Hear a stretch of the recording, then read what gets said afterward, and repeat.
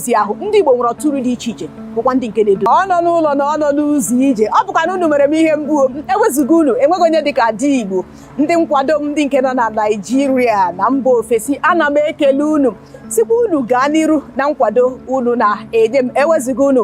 From breaking news to captivating conversations, news analysis, giving you all sides to the story. We bring in-depth discussions on the issues that matter, from politics to sports, entertainment, and lifestyle. VOP TV on SLTV, channel 264. Join us as we redefine what television means to you. Voice of the People Television, VOP TV. Now you have more than a voice.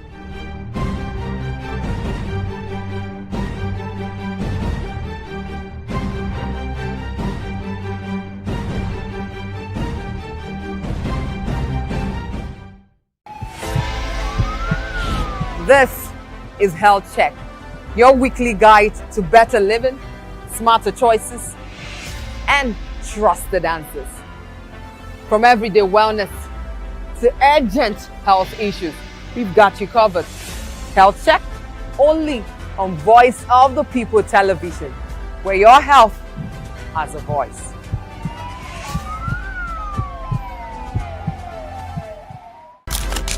In a world where power shapes with every headline. In a nation full of questions. In a world filled with noise, the truth needs a voice. The policies that shapes our world and the economy that determines our future. Every hour, every day, the grapevine keeps buzzing. And together, we are committed to telling the stories that shape our world because your voice is our focus. Don't forget, our voice matters the most. Let us come together and share our concerns.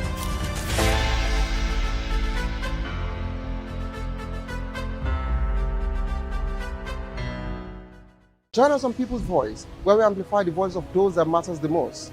Join the conversation. Share your thoughts with me. I am Savior Udo. Weekdays, Monday through Friday, from 4 p.m. to 5. Don't forget, our voice matters the most. Let us come together and share our concerns. Thank you.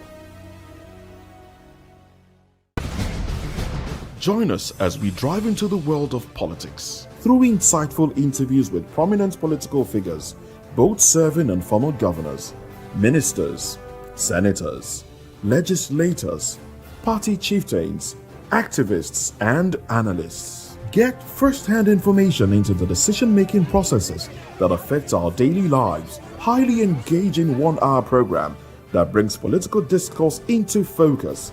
I am Chukwuma Okoro. Political Lens, Monday through Friday, 6 to 7 p.m. Join us.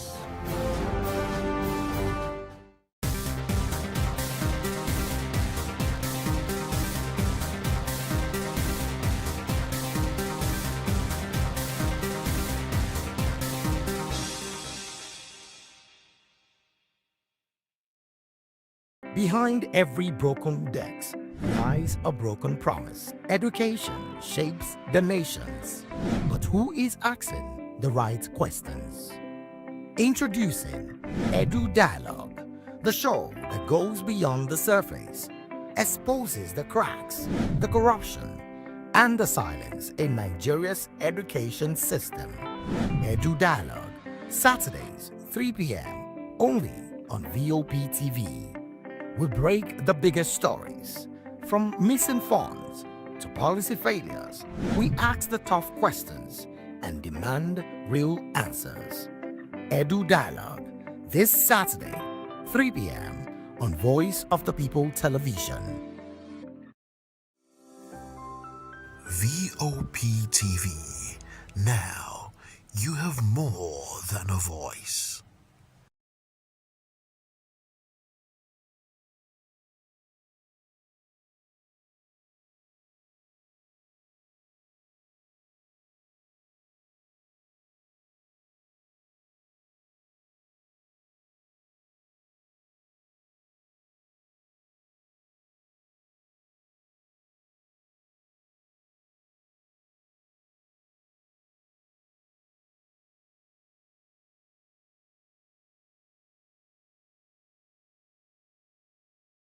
Television Authority, NTA, the President and Commander-in-Chief of the Armed Forces, Federal Republic of Nigeria, Bola Ahmed Tinubu, addresses the nation. Mr. President.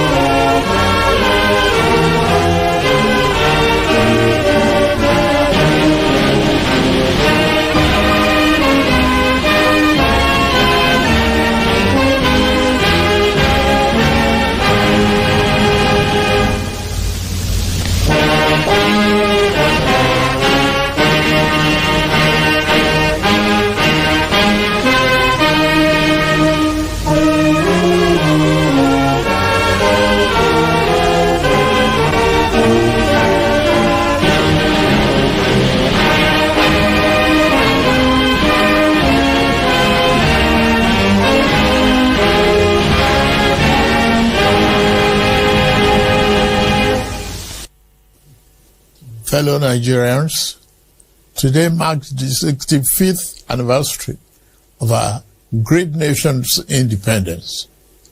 As we reflect on the significance of this day and our journey of nationhood since October 1960, when our founding fathers accepted the instrument of self-government from colonial rule, let us remember that their sacrifice, devotion, and grand dream of a strong, prosperous, and united will lead Africa and be the beacon of light to the rest of the world. Our founding heroes and heroines, Herbert Macaulay, Dr. Nnamdi Azikiwe, Sir Abubakar Tafawa Balewa, Chief Obafemi Awolowo, Sir Ahmadu Bello, Margaret Ekpo, Anthony Enahoro, Ladoke Akintola, Michael Okpara, Aminu Kano, Funmilayo Ransom Kuti, and other nationalists believe it was Nigeria's manifest destiny to lead the entire black race as the largest black nation on earth.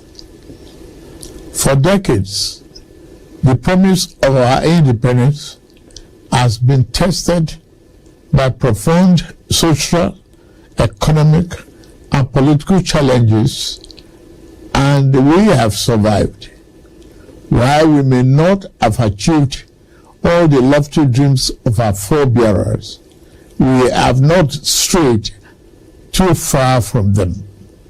In 65 years since our independence, we have made tremendous progress in economic growth, social cohesion, and physical development. Our economy has experienced significant growth since 1960. Although it is much easier for those whose vocation is to focus solely on what ought to be, we must recognize and celebrate our significant progress. Nigeria today have access to better education and health care than in 1960. At independence, Nigeria had 120 secondary schools with a student population of about 130,000. Available data indicate that as of year 2024, there were more than 23,000 secondary schools in our country.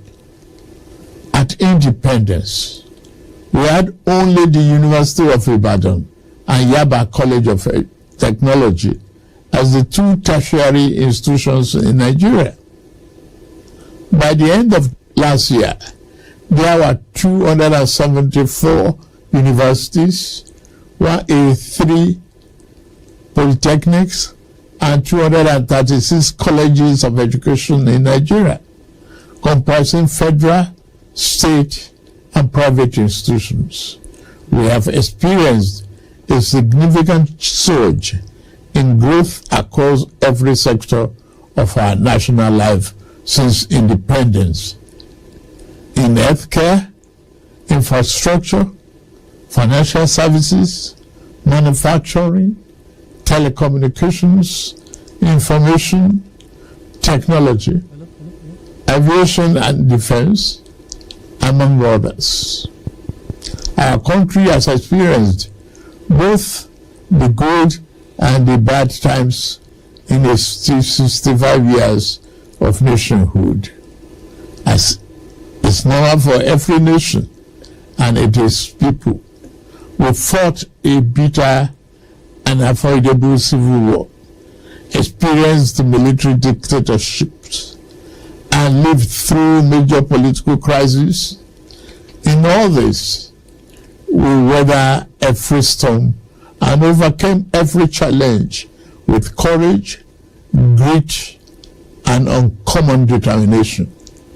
While our system and ties that bind us are sometimes stretched by insidious forces opposed to our values and ways of life, we continue to strive to build a more perfect union where every Nigeria can find better accommodation and find purpose and fulfillment.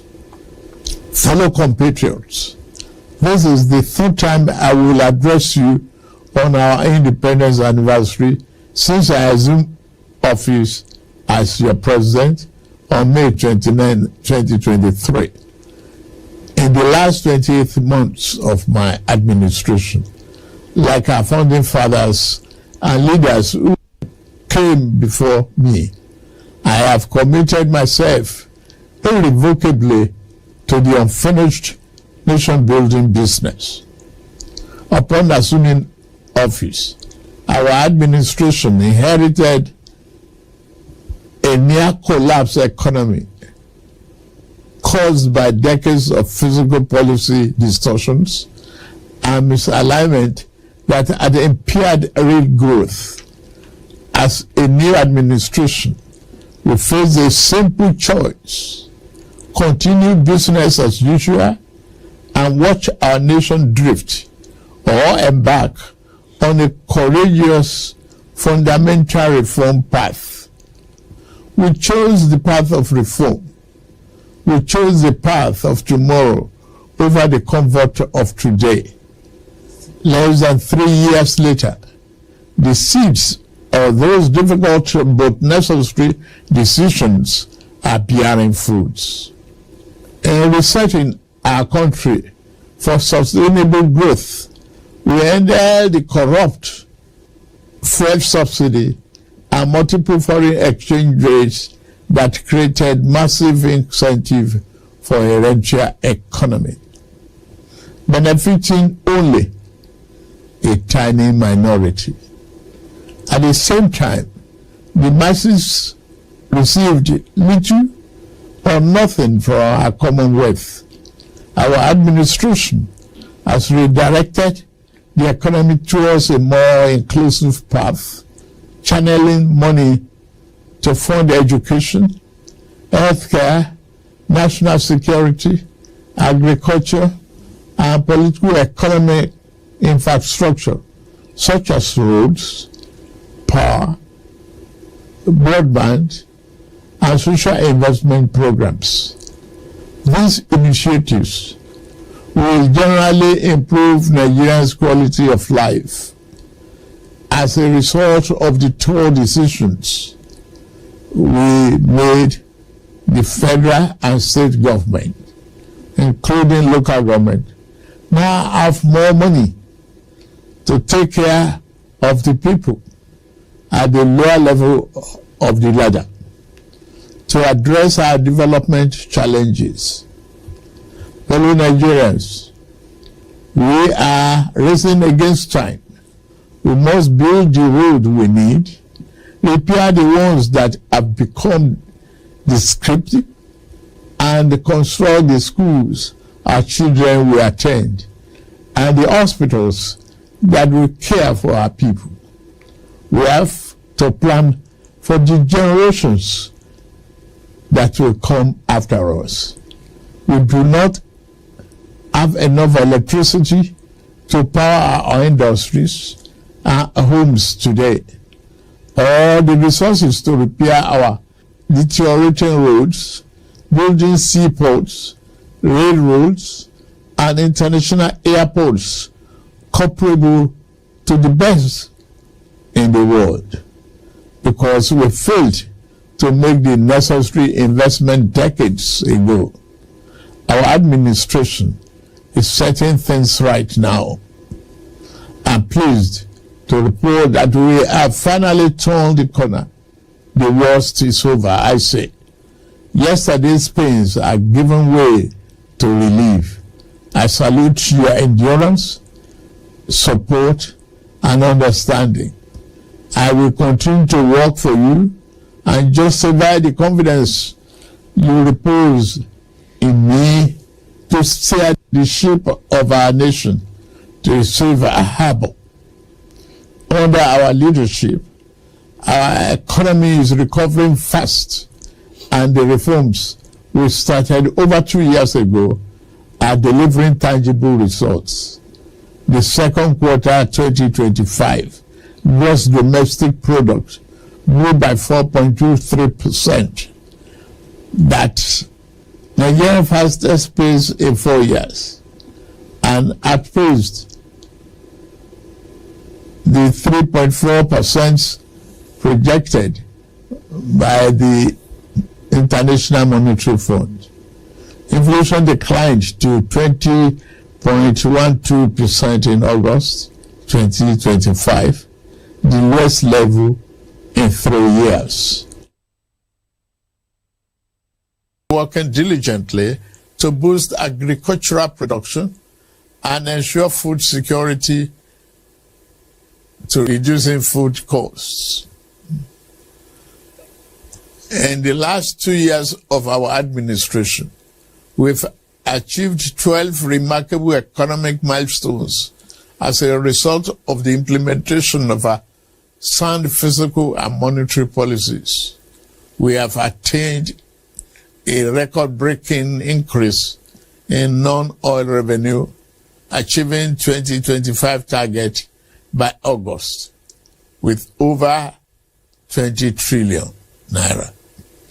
In September 2025 alone, we raised 3.65 trillion.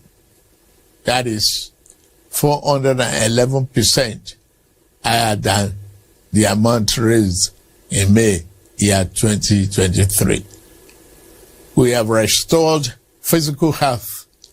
Our debt service to revenue ratio has been significantly reduced from 97% to below 50%.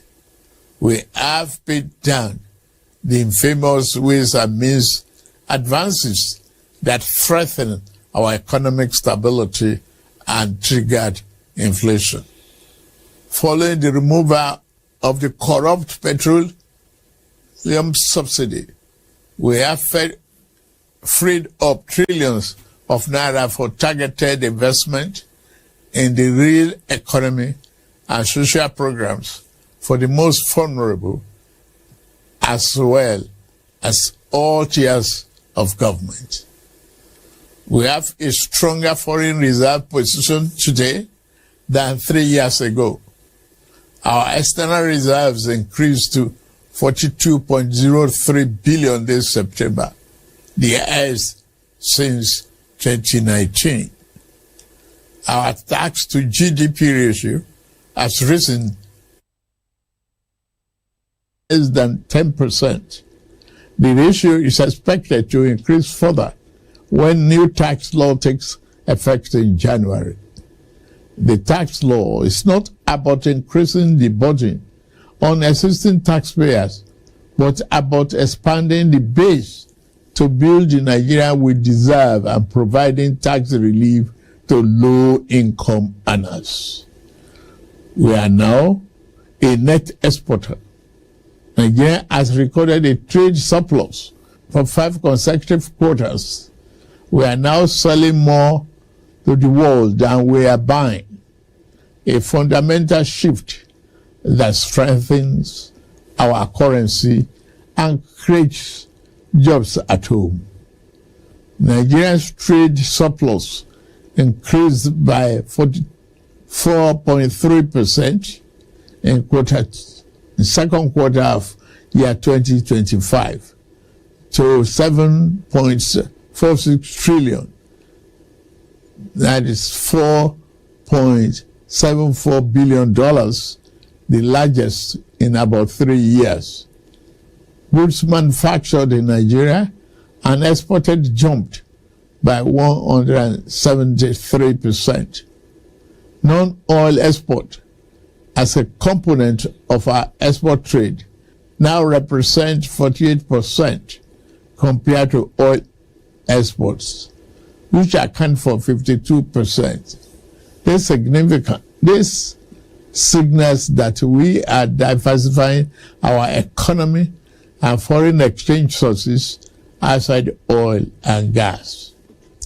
Our oil production rebounded to 1.68 million barrels per day from barely 1 million in May 2023. The increase occurred due to improved security, new investments, and better stakeholder management in Niger Delta. Furthermore, the country has made notable advances by refining PMS domestically for the first time in 4 decades. It has also established itself as the continent's leading exporter of aviation fuel. The Naira has stabilized from the turbulence and volatility witnessed in 2023 and 2024. The gap between the official rate and the unofficial market has reduced substantially following FX reforms and fresh capital and remittance inflows. The multiple exchange rates, which fostered corruption and arbitrage, are now part of history. Additionally, our currency rate against the dollar is no longer determined by the fluctuation in crude oil prices. Under the social investment program, to support poor households and vulnerable Nigerians, 330 billion has been disbursed to 8 million households, many of whom have received either 1 or 2 out of 3 tranches of the 25,000 naira each. Coal mining recovered dramatically from a 22% decline in quarter 1 to 57.5% growth in second quarter of 2025, becoming one of the Nigeria's fastest growing sectors. The solid mineral sector is now pivotal in our economy, encouraging value-added production of minerals extracted from our soil.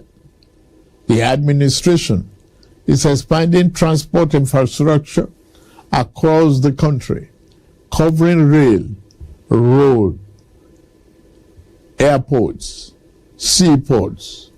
Rail and water transport grew by over 40% and 27% respectively. The 284-kilometer Kano-Katsina-Maradi standard gauge rail project and the Kaduna-Kano Rail Line are nearing completion. Work is progressing well on Legacy Lagos-Calabar Coastal Highway and Sokoto-Badagry Highway. The Federal Executive Council recently approved $3 billion to complete the Eastern Railway project. The world is taking notice of our efforts. Sovereign credit rating agencies have upgraded our outlook for Nigeria, recognizing our improved economic fundamentals. Our stock market is experiencing an unprecedented boom, rising from all-share index of 55,000 points in May 2003 to 142,000 points as of September 26, 2025. At its last MPC meeting, the central bank slashed interest rate for the first time in 5 years, expressing confidence in our country's macroeconomic stability. On security, we are working diligently to enhance national security, ensuring our economic experiences improved growth and performance. The officers and men of our armed forces and other security agencies are working tirelessly and making significant sacrifices to keep us safe. They are winning the war against terrorism, banditry, and other violent crimes. We see their victories in their blood and sweat to stamp out Boko Haram terror in the northeast, IPOB ESN terror in southeast, and banditry and kidnapping. We must continue to celebrate their gallantry and salute their courage on behalf of a grateful nation. Peace has returned to 100 of our liberated communities in the northwest and northeast, and thousands of our people have returned safely to their homes. I have a message for you, you young people. You are the future and the greatest asset of this blessed country. You must continue to dream big, innovate, and conquer more territories in your various fields of science, technology, sport, and art and creative sector.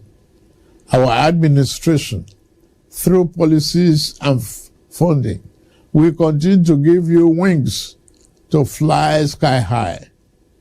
We created NEL Fund to support students with loans for their educational pursuits. Approximately 510,000 students across 32 states of the Federation, including FCT, have benefited from this initiative, covering 228 higher institutions.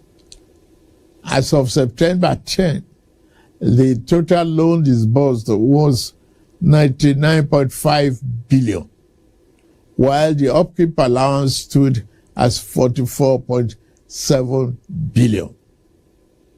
Credit Corp, another initiative of our administration, has granted over 153,000 Nigerians 30 billion affordable loans for vehicles, solar energy, home upgrades, digital devices, and more. Youth credit, which I promised last June, is a reality, with tens of thousands of NYSC members now active beneficiaries of consumer credit for resettlement. Under our Renew Hope agenda, we promise to build a Nigeria where every young person, regardless of background, as an equitable opportunity to access a better future. Thus, the investment in digital and creative enterprise, IDICE program, the Bank of Industry is driving the program in collaboration with the African Development Bank, the French Development Agency, and the Islamic Development Bank. This initiative is at the cusp of implementation. Our last 2 years, we have collaborated with our partners to launch the program, supporting our young builders and dreamers in the technology and creative sectors. This is a message of hope, fellow Nigerians.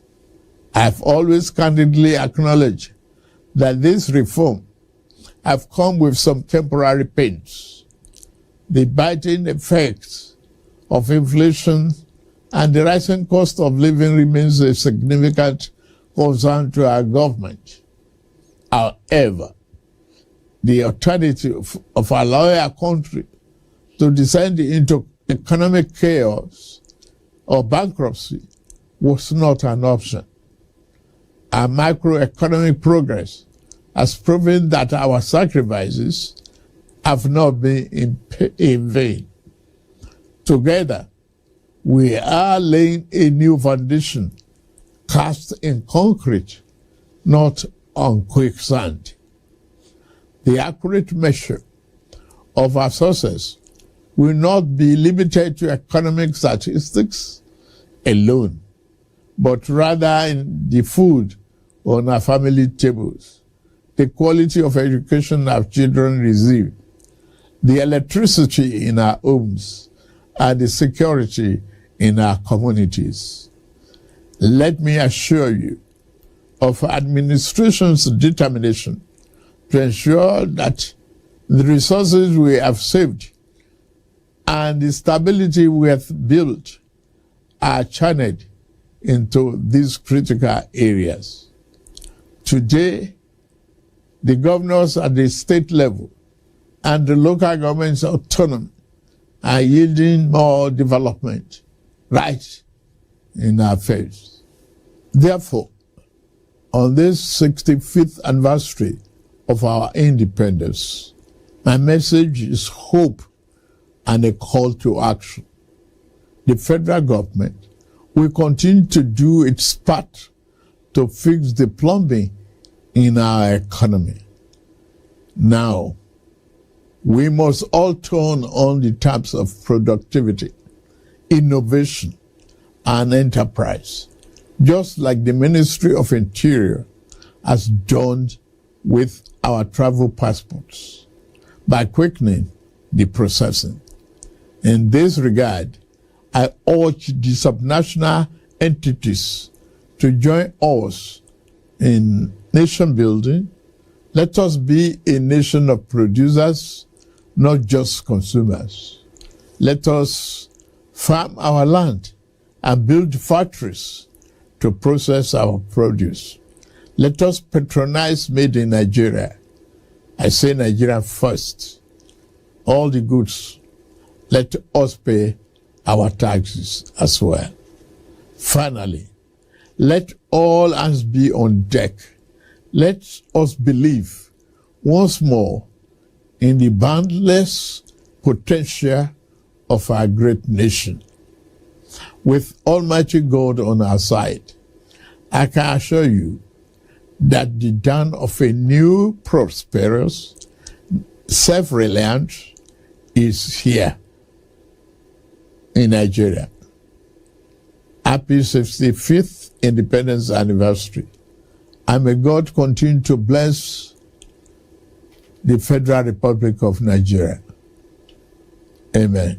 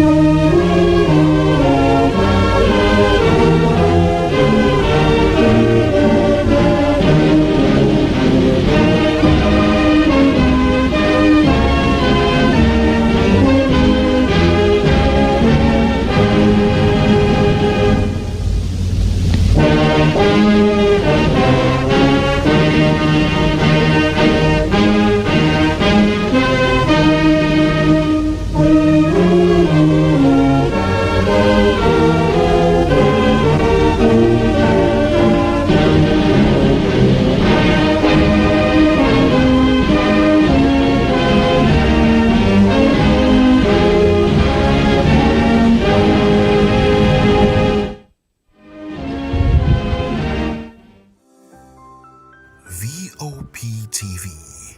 Now, you have more than a voice.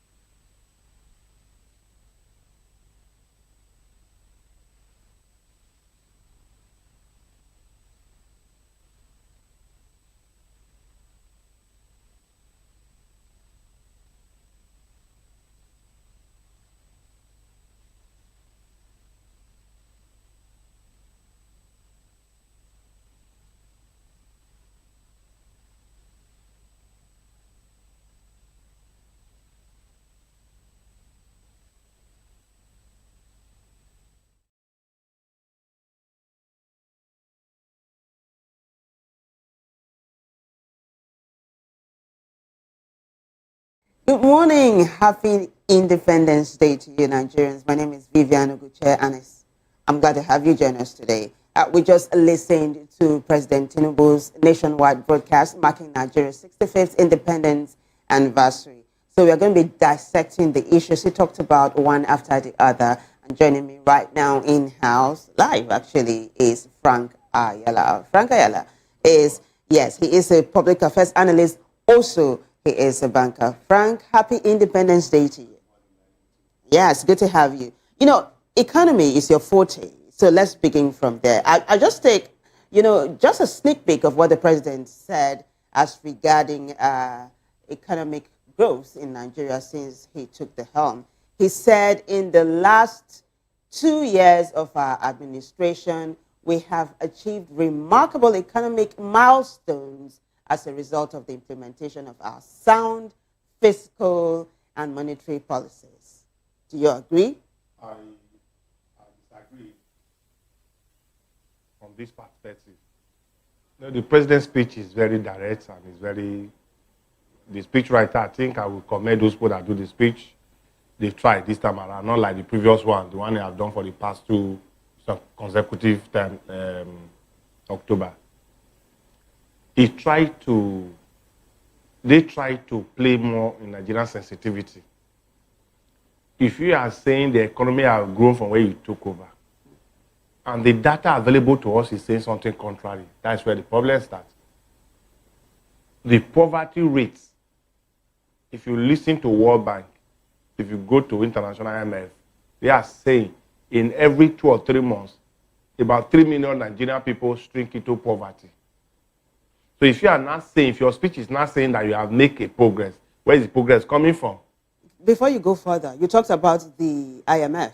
Let's talk about these foreign bodies.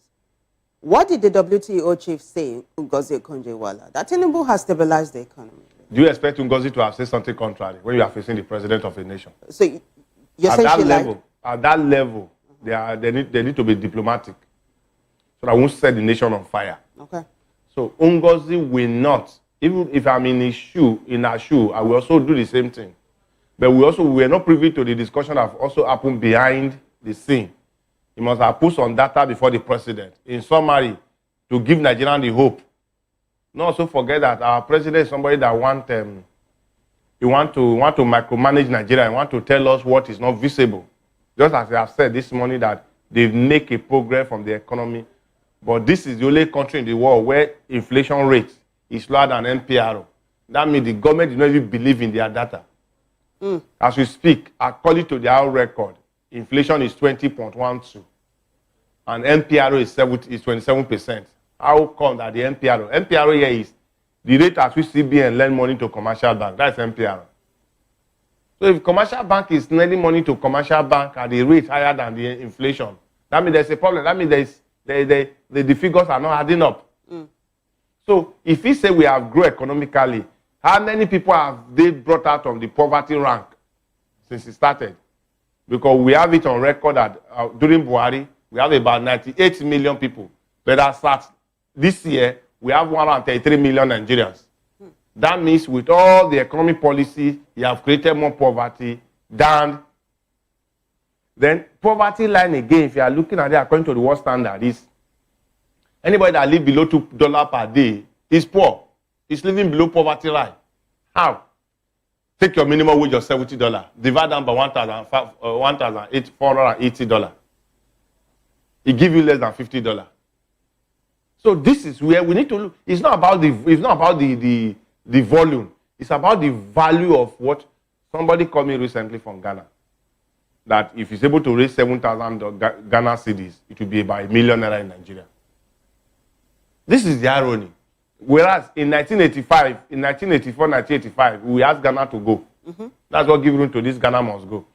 After how many years, Ghana is not telling us to go back. It's unfortunate. So where is the economy brew? Where is the economy? So and then again. Can I come in here? Yeah. I'm wondering if you can cut the president some slack. You do know that in his speech, and it's something he said over and over again, that he inherited a bankrupt economy, right? This president, who, when he was governor, was known to be courageous when, allocations for his state, Lagos State, was withheld by then former President Olusegun Obasanjo. This time around, he's saying that because of the situation he found himself, this is what he did. He had to take a look at very unconventional ways to raise money. Take a look at what he said. We have restored a fiscal health. Before that, he said, we have attained a record-breaking increase in non-oil revenue, achieving the 2025 target by August with over 20 trillion naira. He said in September 2025 alone, we raised 3.65 trillion naira, 411% higher than the amount raised in May 2023. You do remember that just some weeks ago, he had come out to say that that they had reached the revenue target for 2025 and they're not going to be borrowing from local banks again. So would you cut him some slack in this aspect? I will not. That's blunt. I will not. Reason being that you said when he was the governor of Lagos, he's used to taking hard decisions, looking at the revenue and the issue between and Obasanjo. I think the media also need to help us to understand what was the argument between and Obasanjo. Any attempt for you to create a local government, you are amending the constitution. And by law, the way constitution is amended, even when both National Assembly work on the amendment, they need to send it to the 36 State House of Assembly to get to third to agree. Why would one person sit down in Lagos to create a local government that call it SCDA and want the federal government to fund it? Obasanjo said, no, I will not fund it because by your action, you are amending the constitution. You took Lagos State local government from 20 that is recognized by the constitution. Constitution say 774 local government. So Tinubu went to create additional 37 to make it 57. And he wanted the federal government to fund money for it. That was not a decision. It was an act of disobedience to the Nigerian constitution. Would you call it impunity? It was an impunity from Lagos State then. So let's talk about impunity under this administration. So if the impunity was if you gone far by March 18 when he announced that the sitting governor and elected government officials were sacked from Rivers State. Are you talking about the declaration of a state of emergency? Emergency was complete impunity. That's why the CJ, our lordship in the judiciary cannot sit on that issue. Because if they sit on that issue and pronounce something that is contrary to what Tinubu have done, become an impeachable offense. So if you look at all this, because somebody take decision that hurt the economy or support them, you don't try to build something or nothing. When you are taking a decision, look at the issue of subsidies gone. You are not looking at what the book is saying as against what the law was saying. By that PIA, subsidy was to be phased out by June, around June 29, because there was no provision for subsidy. So this grandstanding that I have the courage to say what I want to say, it's not part of government. Government have two responsibility: security and the welfare of the people. Just as citizens also have two responsibility, major responsibility: pay your taxes as I went due, and be part of the election selection process. So the PIA, which you talked about, was the bill passed by the late President. By the late President Muhammadu Buhari. I think that's the only thing that I think Buhari did. Okay. For 8 years. This is the first time I'm hearing you pay Buhari. This is the only thing Buhari did in 2018 for 8 years. But our fear is the implementation have also not helped us to take us to where we need to go to. We are seeing the issue between Pegasus, Nupeng, and Dangote today.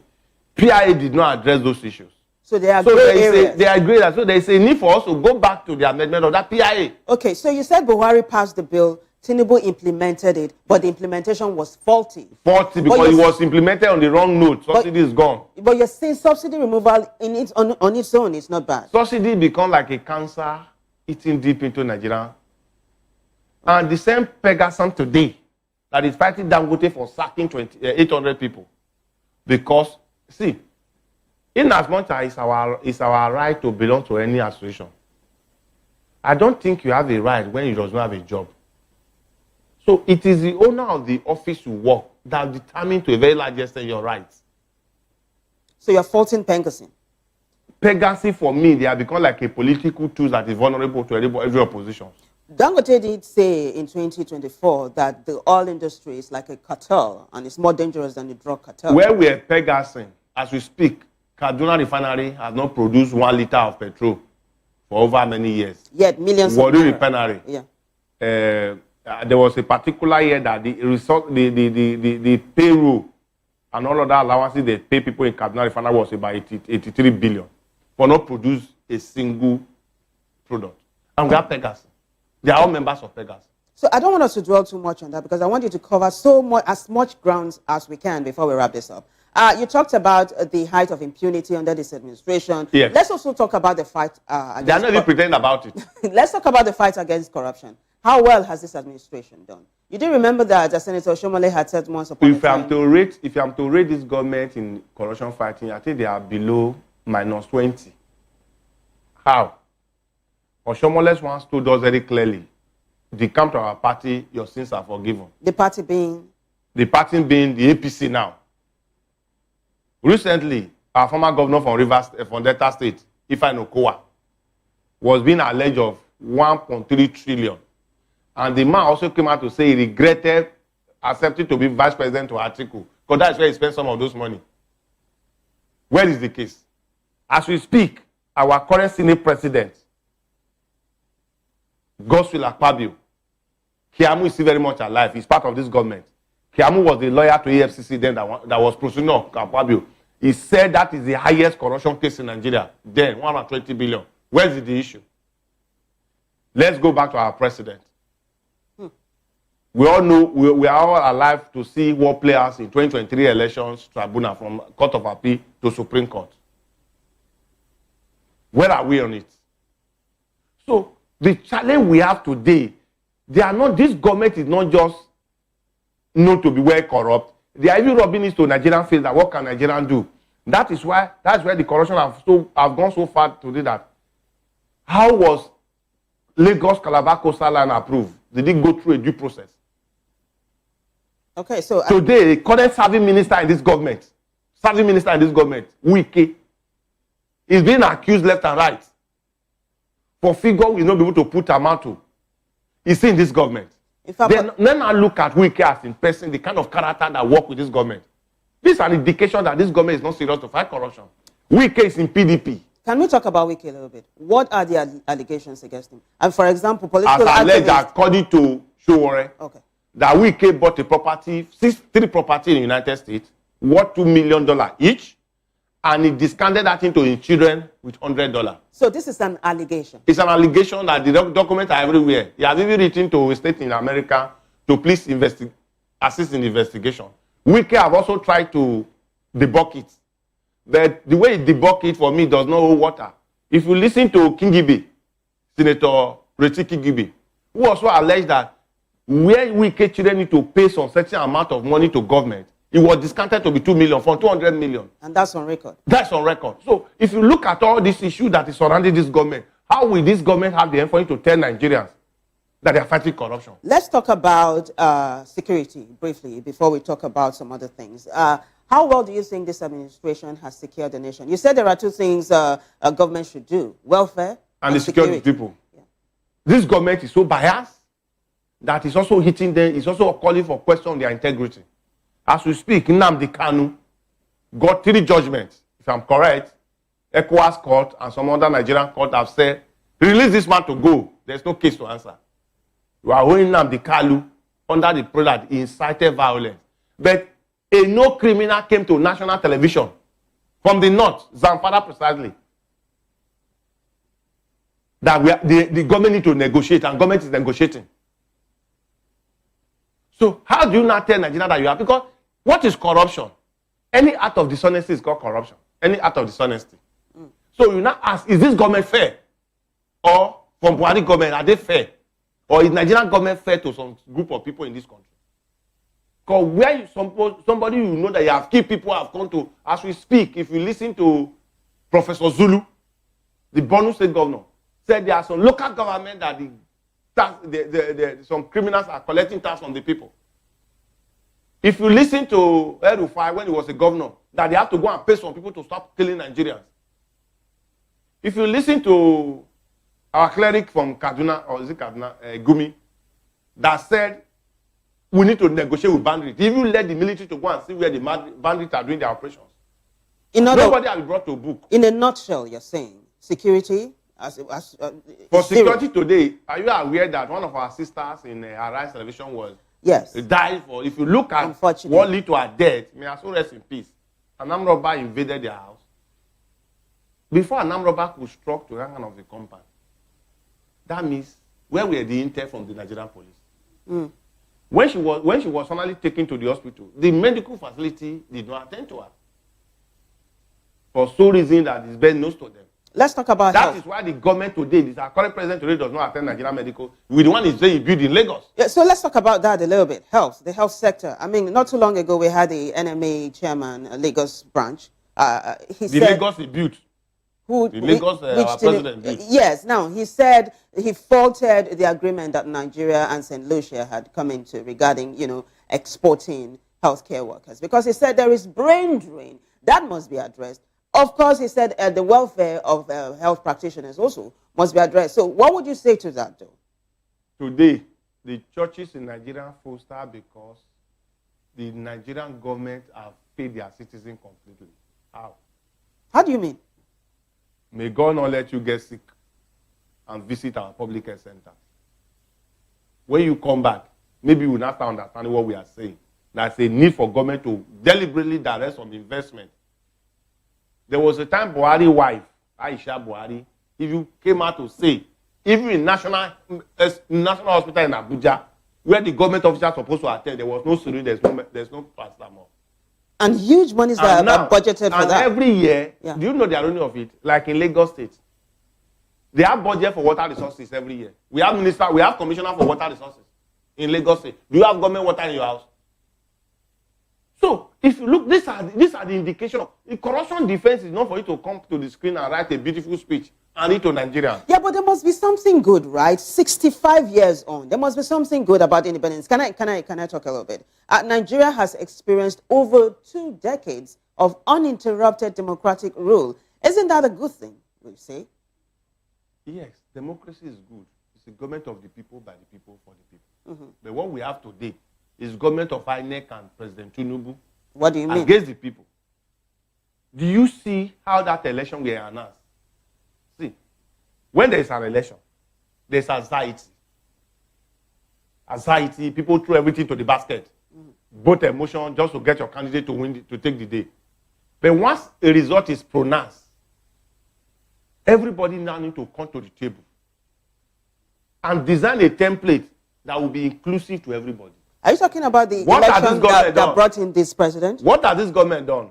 As we speak, when immediately Yakubu announced his result in 5 minutes after 4, 1st of March, Wednesday precisely, the nation went as if we were mourning to take the sample. Which year are you talking about? 2023.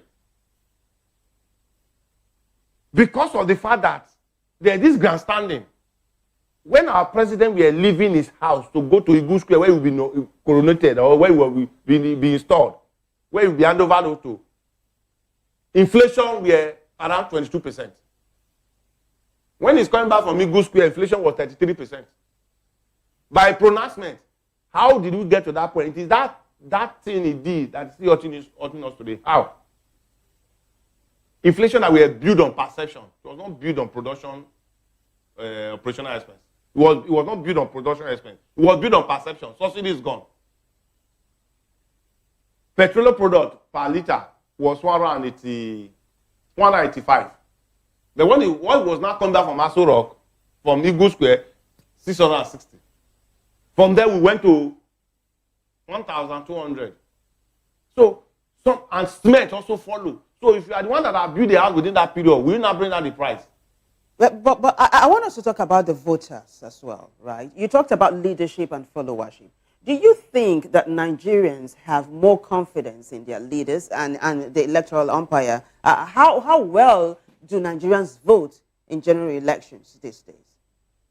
In 1999, the Obasanjo, when Professor Gobadia, the then NEC chairman, the voters registered, the vote count then took us, according to their, it's about 63% of Nigerians. That means there was hope. Maybe that one was also coming from the fact that the military have agreed to go. So there's a need to foster a government of the people, by the people, and for the people. Then in 2003, it dropped from about 62 to about 58. It was then this popular saying that election is a do or die affair if you don't want to go to court. So when vote will still be count, election will be announced.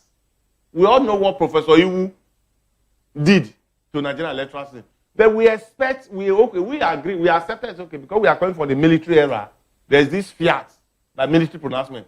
But now that democracy is about 26 years, do we still need to round that? If we now go down to 2007, Yaradua and Jonathan, their party, it dropped. How do we calculate it? You look at the total registered voter. You see the number that casted their vote. Then in 2015, 2011, there was this Jonathan campaign slogan, fresh air, fresh air, fresh air. So people came out to vote, believing that the Jonathan will also take us to expected ends. That didn't happen? That he tried to do, but unfortunately, the power block from the southwest, the enemy of the people that are there in government today, work against Jonathan. Because they have a calculation that they need to become president before their time fade out. So this percentage now, according to what you're saying, has dropped. It's going to drop further. There are two things I want you to talk about. Yeah. In 2023, we have a registered voter of about 94 million. Please, calculate the people that vote. Tinubu got 8.9 million votes. Obi, 6.1. Article, 6.9. If you put those ones together, it's less than 20, it's about 21 million. That's mind-boggling. There are two things I want you to talk about before we wrap this up, because we've got a few minutes. The judiciary under this administration, how would you rate it? Do we see, when we were growing during when we were in junior secondary school, we were told that judiciary is the hope of the common man. I'm sorry, you have 30 minutes to... Then... 30 seconds, please. Then, today, do we have judiciary? Where has the judiciary not pronounced a judgment on Supreme Court? Where has the Supreme Court not come out with a judgment, a pronouncement on the illegality that happened in Rivers State? You also know how that election result went. So you've lost confidence in the judiciary, that's what you're saying. Finally, do you think Nigeria is drifting to a one-party state? It's a yes or no answer before we wrap. That's the intention of this current government, but I don't think we ever happen. All right. You've been fantastic as usual, Frank, and we appreciated that you joined us today. You've been listening to Frank Ayala. He is a banker as well as a public affairs analyst. I've got to say thanks to everyone who contributed to making this show a success. Bigger thanks to you for watching. Please, the breakfast show is going to continue at 8, and we will be dissecting different areas. So please stay tuned to VOP TV. Until I come your way again, I am Vivian Uguche. Bye for now.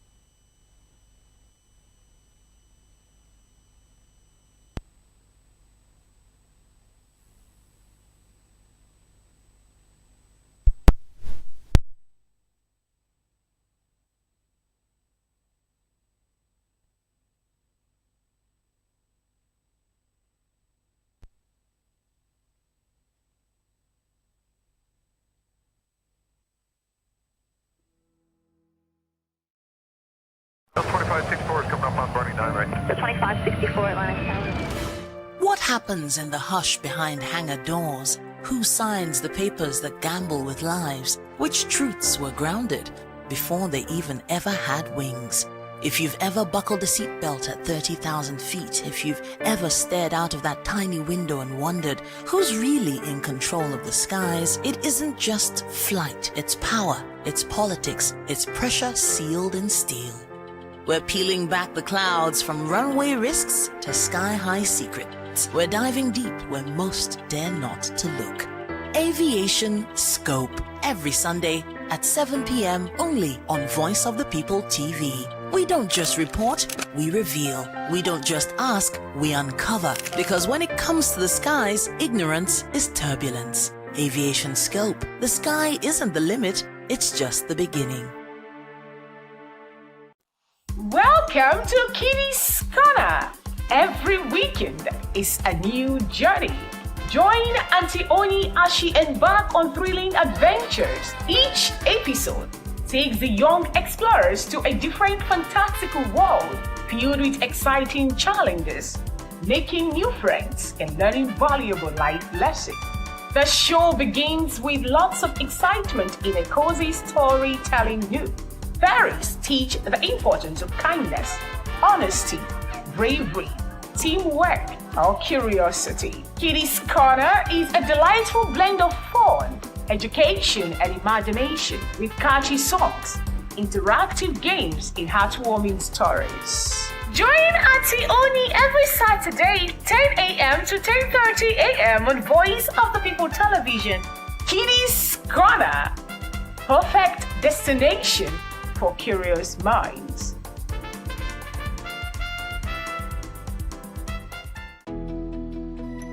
Three years ago, we lit the spark. Today, we are blazing the trail for others to follow. VOP Media is 3 years of breaking boundaries. 3 years of being that bold voice that echoes the thoughts of the people. 3 years of telling stories that matter. We have experienced complete breakdown in democratic governance.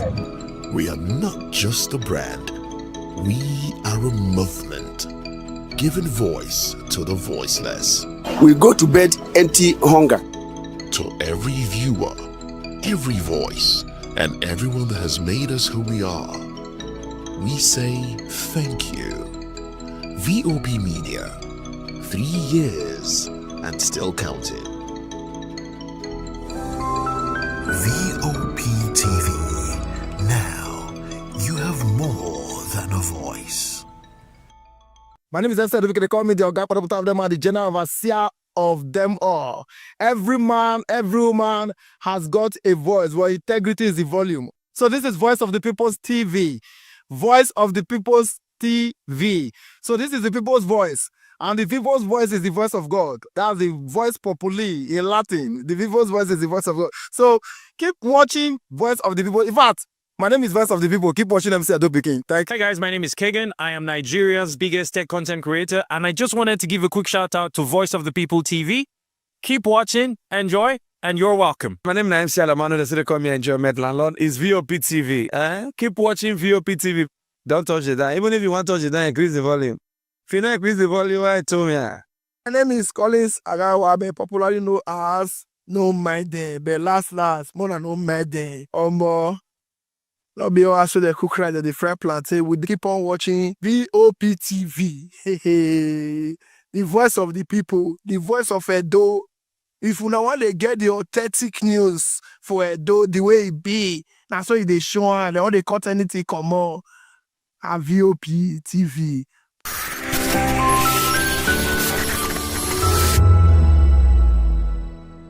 From the views on the streets, we go to bed empty hunger, to the blaring horns of a hustling city, the loudest voices of the common man got a medium to be heard. This particular administration, they were coming unprepared. It's not a bad thing to renovate the president's lodge. Through top-notch programming, unbiased reportage of news, sports, business, entertainment, and cultural documentaries.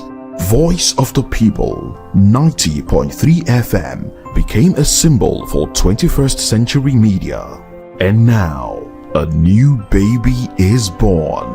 Voice of the People Television, VOP TV, youthful, full of vigor and penchant for excellence in the continent's media space. VOP TV. Now, you have more than in the wrongs, applauding the rights, dissecting the news. Be hopeful after 65 years of trying with limited verifiable effects. Well, in just 65 years, Nigeria has battled insecurity, insurgency, and criminal activity on an unprecedented scale.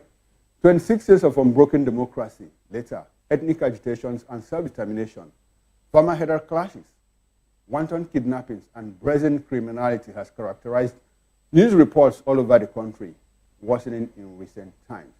Also, recent economic reforms have left many Nigerians pleading for respite, with thousands asking when the belt around their bellies would be loosened to accommodate the fall of their lands. Well, Nigerians have been calling for peace and protection.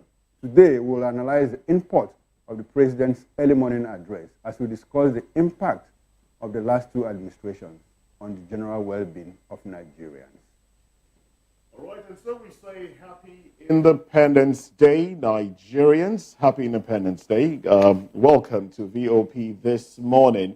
Well, Nigerians woke up this morning to heavy downpour and also listening to the president give his usual Independence Day broadcast. In my opinion, I think this year's broadcast was slightly longer than that of last year, because I listened to that of last year again last night and wanted to compare and contrast what would be different this morning. And yes, it was longer. Last year's broadcast was about 20 minutes, about that. This year was 30 minutes. And yes, quite... yes, I think there's more to celebrate. The president... I don't know about that. You don't know about that. I don't know about that. But the president was quite eloquent in his broadcast. Said a lot of things.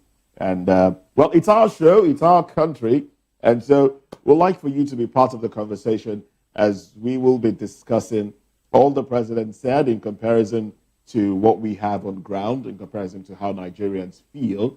And, of course, our numbers will be scrolling on the screen, and you can call in from any part of the world that you're listening to us from. This is Voice of the People Television. That's how we appear on YouTube and on other social media platforms. We are at VOP TV Live across social media. I am Moses Humphrey. Now, another interesting thing is while I was, listening to the president and driving to work, when I came out of my apartment, I could hear my neighbors, all of them, listening to different ministrations from different churches at that time of the morning. And there's October.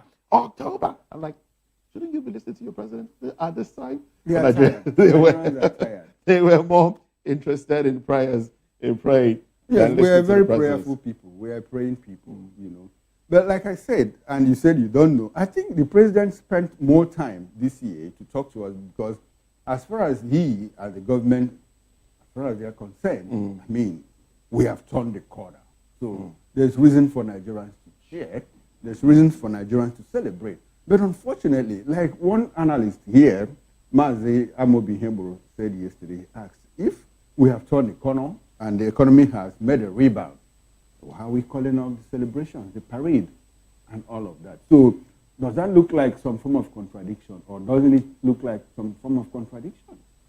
Well, this is not some depth, investigative journalism, but just my thoughts on it.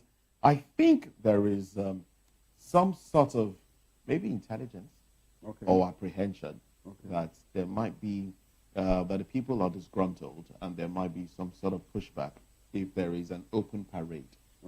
Just my thought. Just my thought. Yes, that there might be some sort of and then also I think the president has other things to attend to because he left Abuja yesterday. I think he is in Lagos now. No, he went to Imo State yesterday. Yesterday, okay. He left to Abuja, Lagos. went to Imo State and then came to Lagos. Okay. So he probably has other things to do in Lagos and wouldn't want to be in Abuja or attend, the Eagle Square parade today. My thoughts, though. Okay, your thoughts. But I think that it speaks to the if you say that, if I go by what you have said, it speaks to the issue of legitimacy, If we have done so well, as the president said, and he is also afraid, his government intelligence tells him that there might be a pushback, then it speaks to the contradiction that I talked about. And it's all in our faces as Nigerians. All right, all of this we will unfold this morning.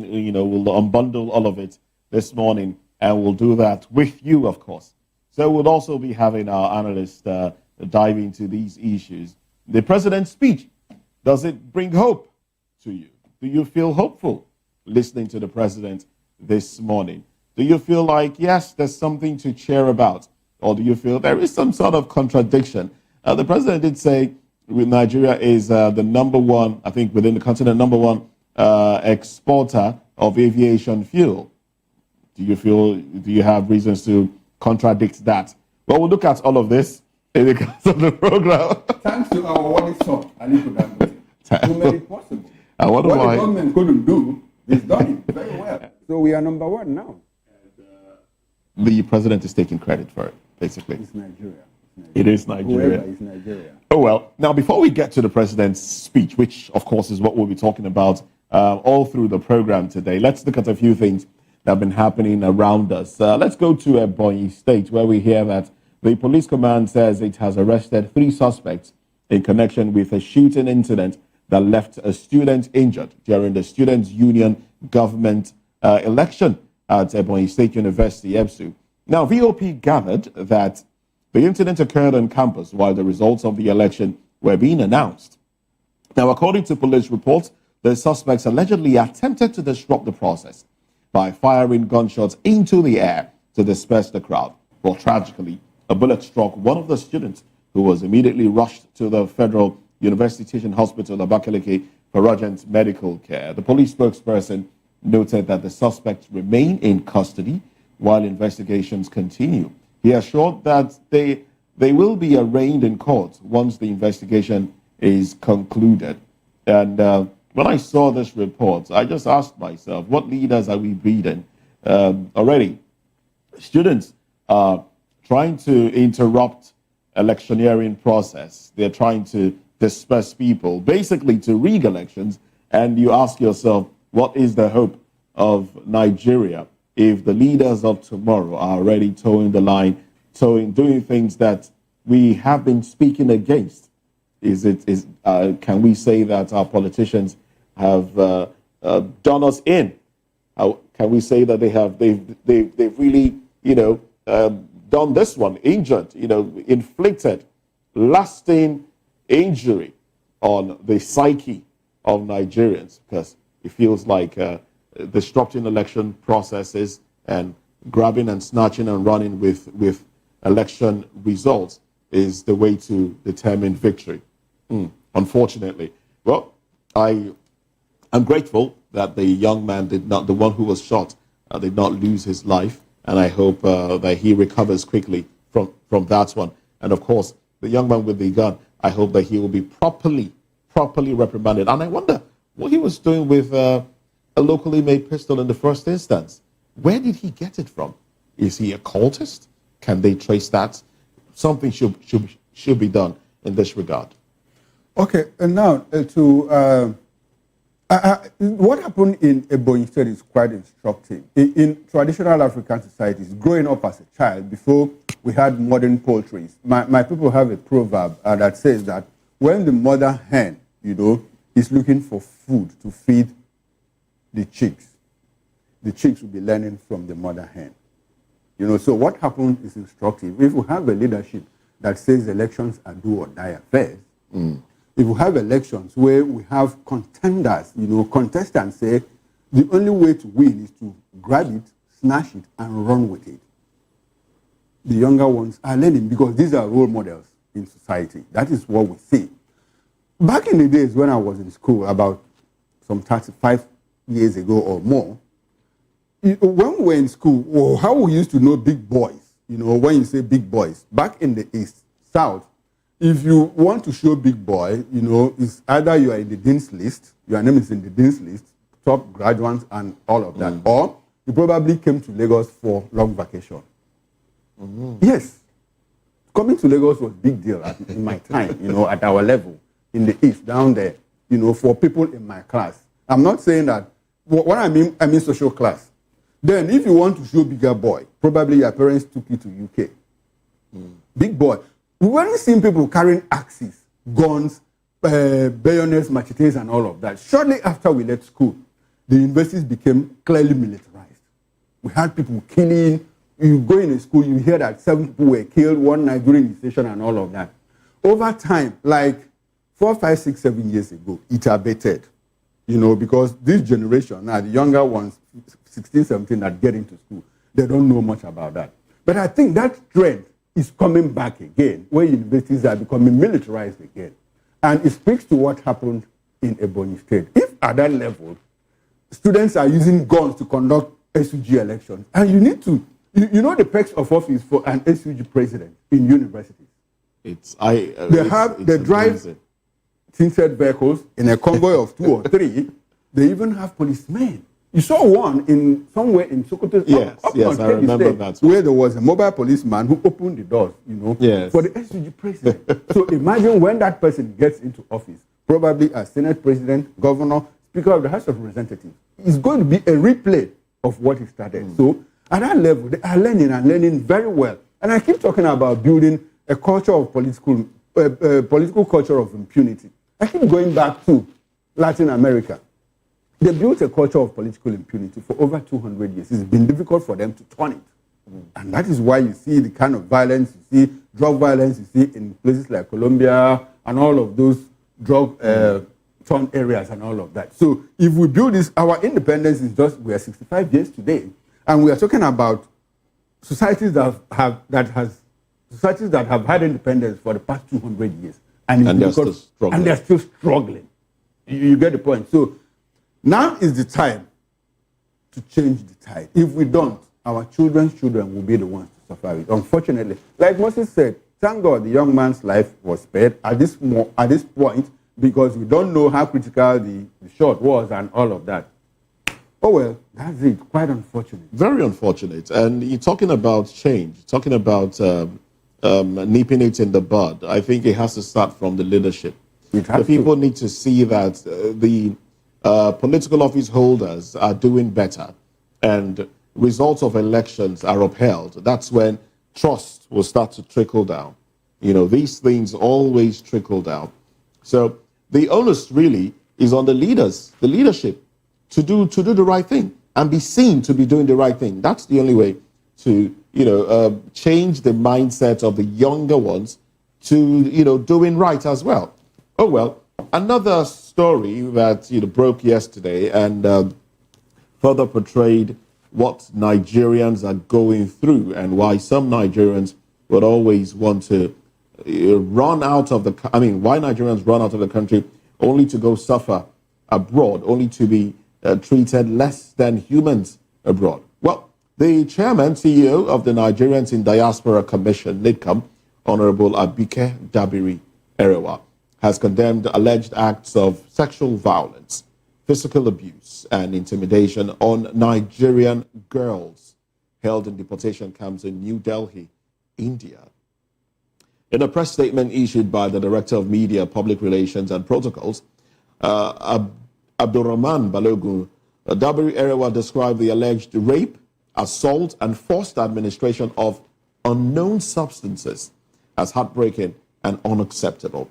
But the NIDCOM boss stated that disturbing accounts and videos shared by some of the victims show that the young women are subjected to inhumane treatment and grave violations of their dignity and fundamental human rights. She called on government of India to urgently investigate the allegations, close down any channels of exploitation, and ensure the safety and dignity of Nigerians within its borders. Well, I do expect her to do more than calling on the government of India to ensure the dignity of Nigerians within India. I do expect that these girls, or this girl in question, should be rescued, and other Nigerians rescued. I know some would say they put themselves in there in the first instance. Yes, I understand. Some people, you know, in looking for greener pastures, find themselves in situations like this. But for some were tricked into it. Regardless of whether they were, you know, tricked or went into it intentionally, the country should rise to their defense. And of course, some of these issues, you know, it's usually because, you know, some people feel the country isn't good enough and they want greener pastures. They want to make a living outside Nigeria. And another thing that troubles me, if we see a situation where government responds appropriately to things like this, take it up with governments of countries where Nigerians are maltreated, I think we'll see a stop to it. And let's have some sort of pride. You know how Americans feel proud? I'm an American. I'm an American. You know, you want to harass them. They tell you, do you know I'm an American? You know, because it's a thing of pride. They know that if you mess with them, their country will come down on you. Even if it's just one person, the country will come down hard on you. So you would want to tread softly with them. I wonder how many other countries can brag like that. And I do hope that someday Nigerians will be able to have that bragging right as well. Yes, that bragging right. I like that. And let me take it up from where you stopped, talking about I'm an American. It reminds me of a movie I watched back in the days, and that is Not Without My Daughter. Short story of an American, American woman who married an Iranian. The man kind of convinced her they went to Iran that they would go back after a short visit. Now, when they got to Iran, the man said, sorry, we are Iranians and we are not going back with our daughter. Now, the woman managed to, between Iran, Saudi Arabia, and all of that, she managed to escape with her daughter. As at that time, America didn't have a consulate in Iran, but they didn't have an embassy, but they had a consulate. And the import of my story is that they got to a point that the only thing the woman saw that gave her assurance and reassurance was the American flag. And she told her daughter, baby, we're home. Just American flag. She said, baby, we are home. Not Without My Daughter, very interesting movie. Now, I want to put what is going on in India in context, as we celebrate 65 years of independence. And I like to go back to when I was growing up as a child. I think we have lost so much as a nation, if you ask me. In summary, we've lost so much as a nation. We've gone back more than 65 years instead of making forward movement. I say that in the light of the fact that growing up in high school, I had Indian teachers. I had teachers from India who taught me. I had teachers from Canada. I won't forget the person that introduced me to chemistry was an Indian, Miss McCarthy. She was there on exchange program. In my class in the university, I had Cameroonians in my class. People used to come to Nigeria to acquire good education. But all of that has ended. What do you see now? You see Nigerians trooping out to other countries, to India. To India. As at the time I graduated, in all honesty, if you come back with an Indian degree, the authorities will be looking at it somehow. And in some other countries too, if you go to some countries in Eastern Europe, if you came back in the 90s or late 80s and early 90s with a degree from those countries, the authorities will be looking at them somehow. But now Nigerians troop to those places to study.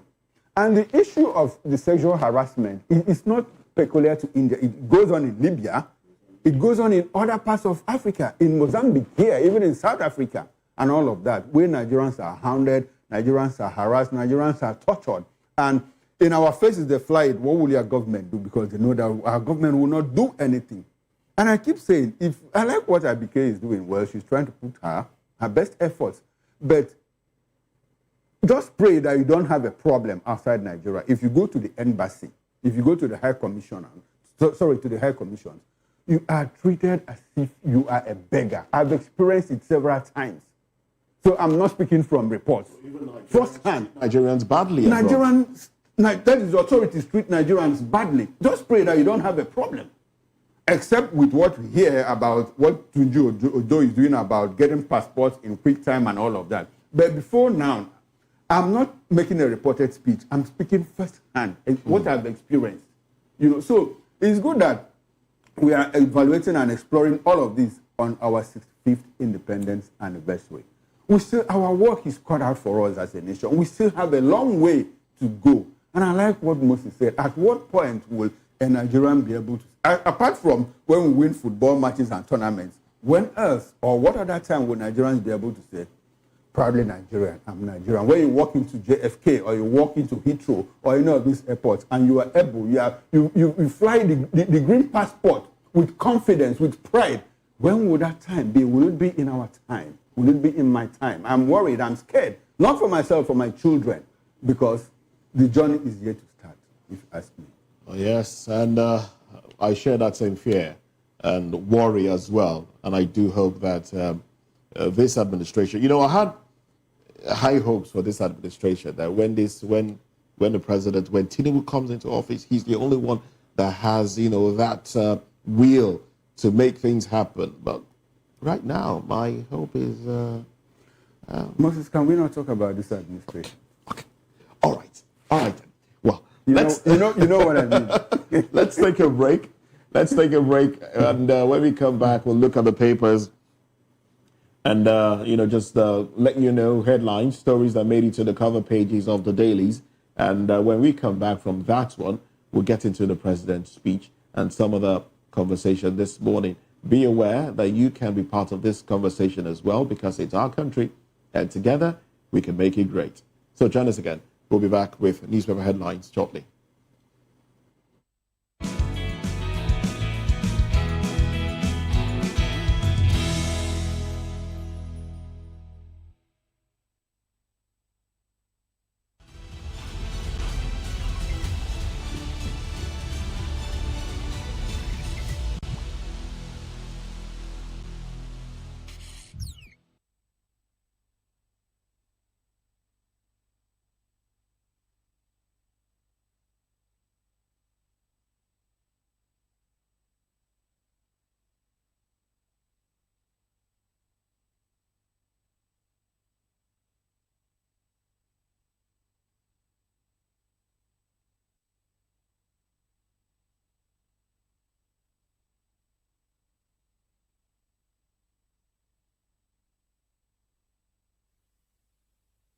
Part of the program. Thank you very much for joining us again.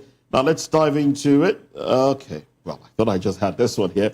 Well, we do have the papers, and we'll be going into these papers, looking at stories that made it to the cover pages. We have the Nigerian Tribune, and from Nigerian Tribune, these are the headlines here.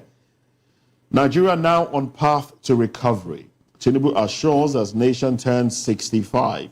Challenges naysayers to review, compare Nigeria's journey since 1960. And I am no longer a politician.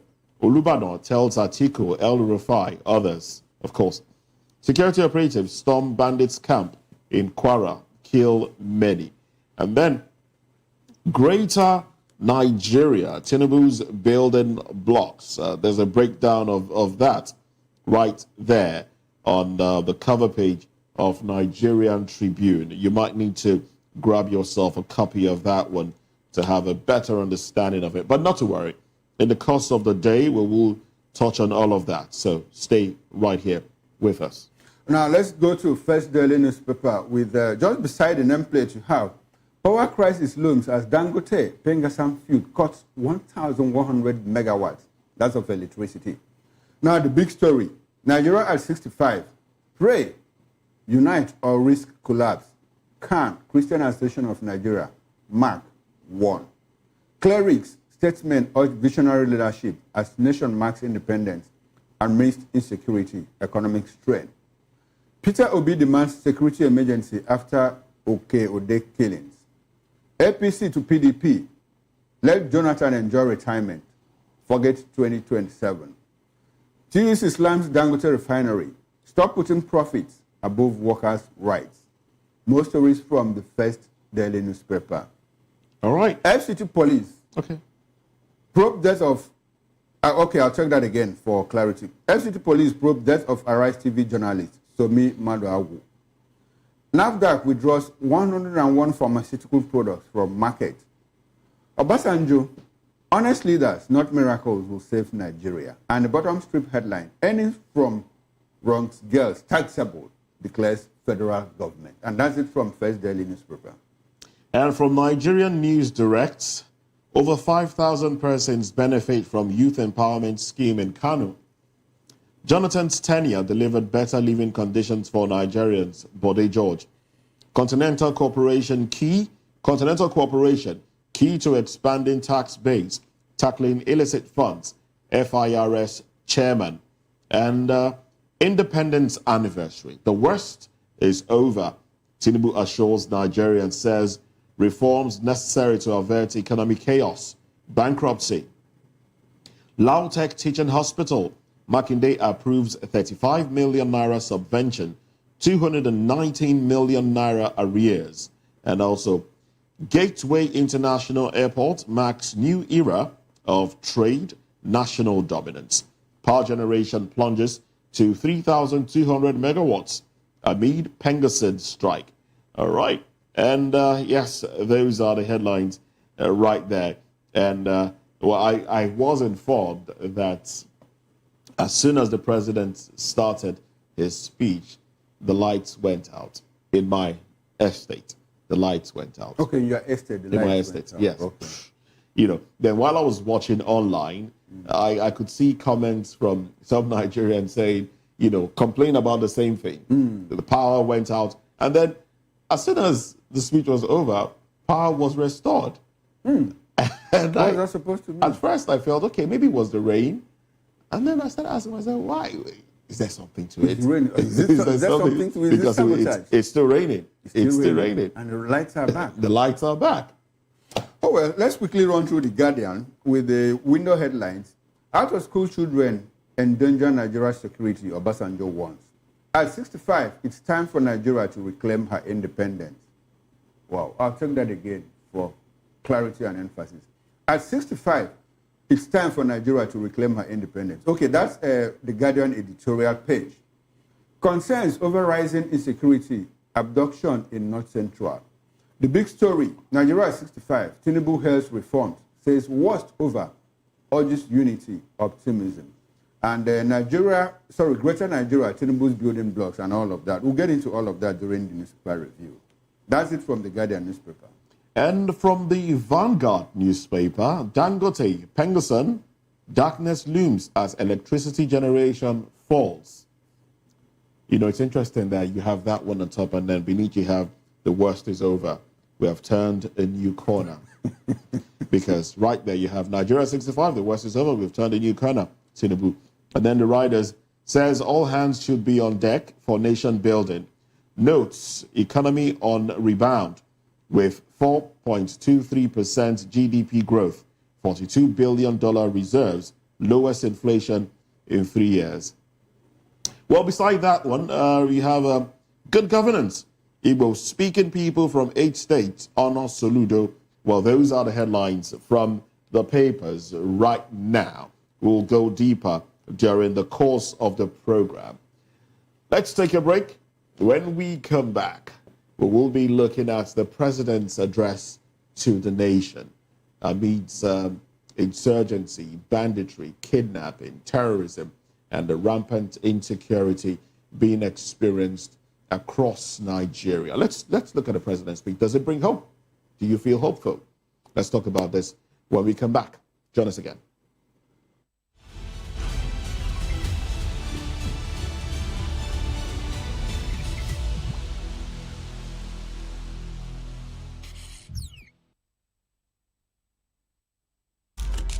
In a world where power shifts with every headline. In a nation full of questions.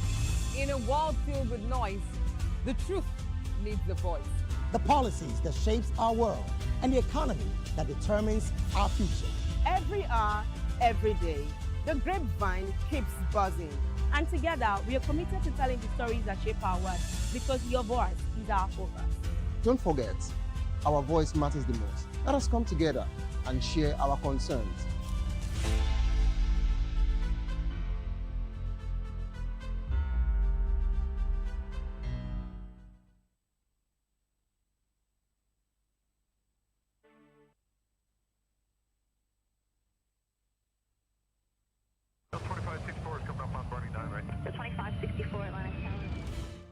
happens in the hush behind hangar doors? Who signs the papers that gamble with lives? Which truths were grounded before they even ever had wings?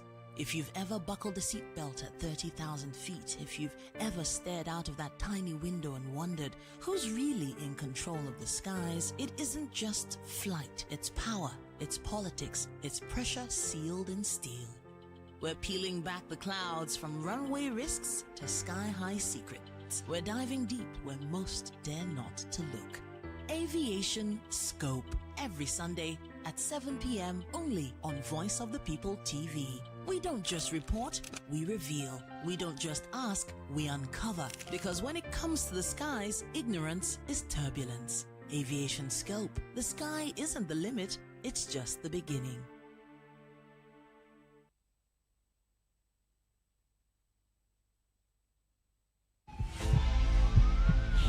This is Health Check, your weekly guide to better living, smarter choices, and trusted answers.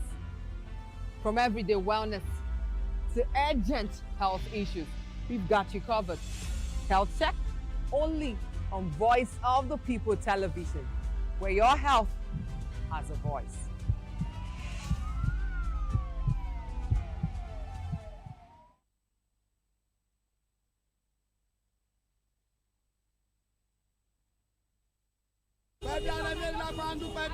Good morning. It's the start of a beautiful day. We'll start your day right with a healthy dose of news, fun, and inspiration. Join us on VOP this morning for the latest news, trending topics, and uplifting stories to set your day on the right vibe. From news and current events to lifestyle and entertainment, you are covered. VOP this morning, 8 a.m. Monday through Friday.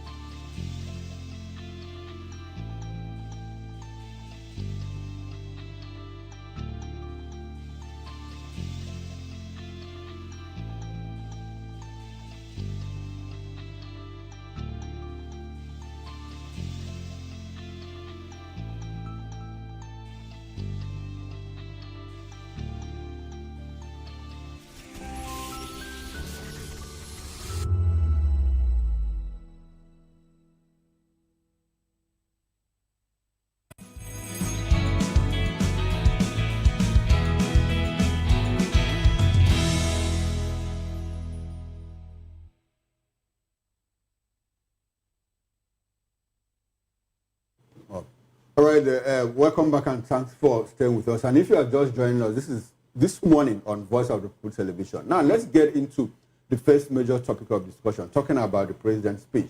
Now, for 2 long nights between May 15 and 16, 2023, Kubwat and Fungzai villages in Mango local government area of Plateau State were killing fields. Terrorists unleashed mayhem on villages, raising houses and foodstuffs, and killed no fewer than 100 persons, mostly women and children. The 100 lives wasted in Mango were among the 63,111 that had been killed since the then outgoing President Muhammad Buhari assumed office on May 29, 2016. Well, this ugly trend continued through the late Buhari's tenure and beyond, leaving President Bola Tinubu with a nation shredded into fragments of broken people trying to stay whole.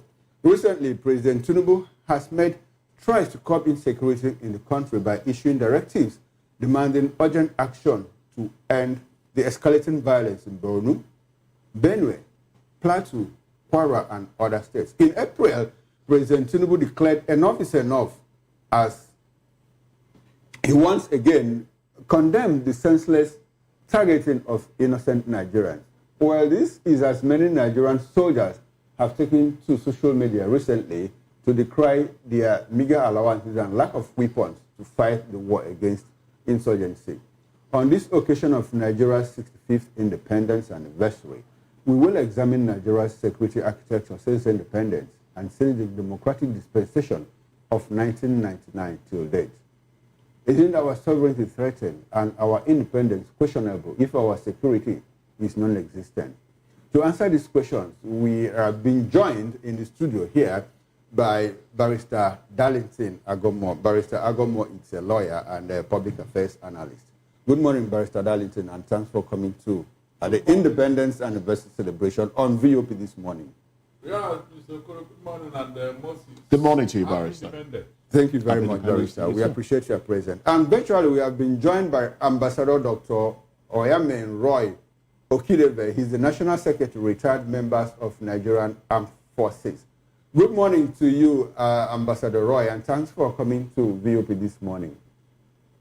Good morning, good morning. We are celebrating, so we should be smiling. Good morning, everyone. Good morning, Well, we'll Nigeria. fix the audio so we can hear you clearly. Thank you very much for joining us. Okay, we'll ensure that is fixed. All right. Thank you, Roy. Now, let's start with you here in the studio, Barrister. 65 years of independence, still grappling with insecurity. Did you listen to the president's speech this morning? I did. Okay, and he said a lot about how Nigeria has turned the corner, how the economy has made a rebound, how insecurity is being pushed back and all of that. Barrister, growing up in Nigeria many years ago and now, I would like for you to do some kind of comparison. What you know then and what you know now, is there any difference? Have we made appreciable progress as a nation in terms of insecurity? I don't even want us to get into economy now. Let's even start with insecurity as real out. Under Buhari's administration alone, 63,111 Nigerians were killed in cold blood. And as we speak, those people are still asking for justice because the killers were never apprehended, were never prosecuted, and all of that. Barrister, what's your broad reaction to all of this? It is a sad commentary that we have come to this sorry state at 65. Yet, the leadership have not recognized the impact of this problem bedeviling us because they brought it. They brought it. This insecurity, they brought it. So that's why they don't want to address it. It's unfortunate, seriously. How do you make such a speech without dwelling seriously on insecurity? Mr. Okoro and Moses, do you remember that whenever any president is being sworn in, he swore to protect life and property? That is the major issue they came to do to the people. To protect life and property. If you have failed on this particular major duty, please, what other progress are you talking about? Look at Nigeria. We are now sharing governance with the terrorists. And nobody thinks it is important. So, how can you make progress where there is insecurity? Mention one particular country in the whole wide world where you have ever made progress with insecurity, bedeviling you. It can never happen. So all this speech is all about deceit because it is not possible for Nigeria to make progress with this insecurity. It's not possible. It can never happen. Except the president addressing this insecurity, he's wasting his time. Next year, he will still do another speech. But he will not tell Nigerians why the government is sharing power with terrorists. Sharing power. They now decide what to do and what not to do. They tell Nigerian government what they want and they will comply.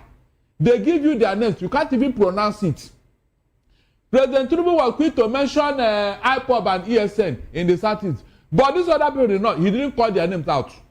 He had never, since he came into office, these Fulani headsmen that are terrorizing farmers, he had never called out their name one day.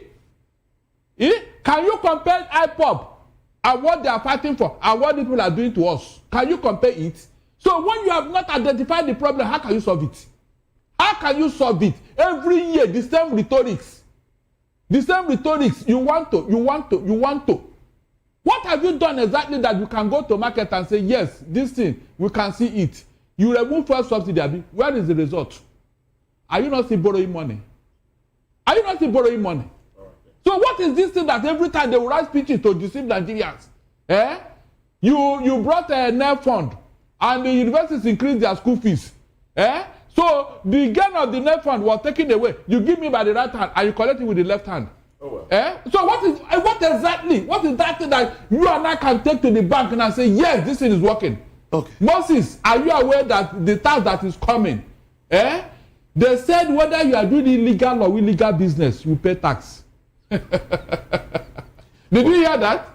Whether you are doing illegal or legal business, you will pay tax on it. So prostitute, over to you. What are you doing? You are asking our children to enter into that business. Can you just imagine a government that wants to move forward? The kind of thing that is coming from their mouth because you want to tax everybody.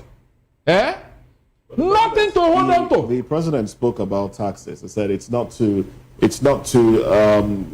further burden the people, but to expand the tax net and ensure that everyone that is taxable pays tax. The president also well, he also started his speech by saying that he knows that naysayers will contradict some of the things that he put out there. And well, I don't know, Barrister, are you a naysayer? In fact, I am a naysayer 10 times. I am a naysayer 10 times. Mr. David, Mr. We have been deceived so much by these people. Since APC came into our, I told you they hijacked Nigeria. Right. This is not our culture.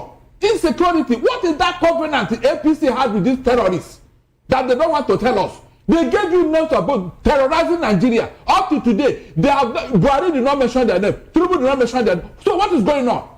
Okay. But whenever they want to catch crews, they will look for somebody in the southeast. IPOP. Okay. IPOP, Indigenous People of Biafra. Is that a terrorist organization? All right. Let's move this conversation to Ambassador Roy. Ambassador Roy is the National Secretary, retired members of the Nigerian Armed Forces. Ambassador, good to have you. Good to have you join us this morning. You're joining us from diaspora. Well, the president did say Nigeria is winning the war against banditry and kidnappings, and some Nigerians have been asking why the parade, the Independence Parade, was cancelled. Could it be linked to fears that there might be some sort of uprising? I don't know. You are in the intelligence sector. Is there something that you can tell us in that regard? And also help us address the question of Nigeria winning the war against insurgency. Wow, thank you very much. I hope my audio is very clear. Now. Very clear. Okay, clear. You know, when you are talking about a 65 years old man, you have to speak with respect. Okay, because Nigeria is 65. Now, let us look at the war, but I want to take something off from what Barrister said. You know, Barrister, good morning. I greet you. Good morning, sir. Casually. You're welcome, sir. Let me take this from what Barrister said. It's painful, okay? But I want to highlight two things from there before I answer the war in security and the yardsticks. Now, if we look at the IPOB and the East and the difference in the analysis put forward by different government officials against terrorism and the activities of IPOB, I would like to let Nigerians know that we have people from the East in key positions in governance today. We have people from the East that are governors in eastern states that are in hot romance with the current national government in Nigeria today.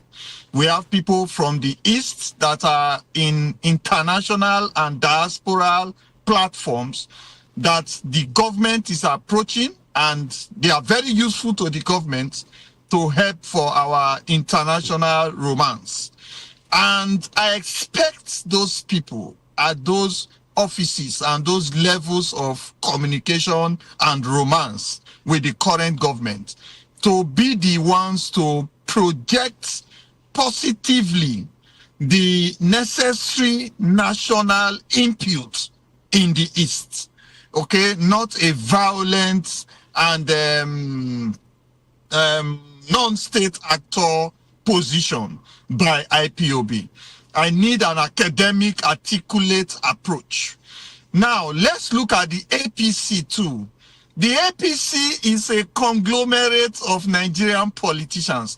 During my years in the military, I was opportune to be in the transition period also, when the democracy was taking over and the military has to step down, and the whole of Africa started, and the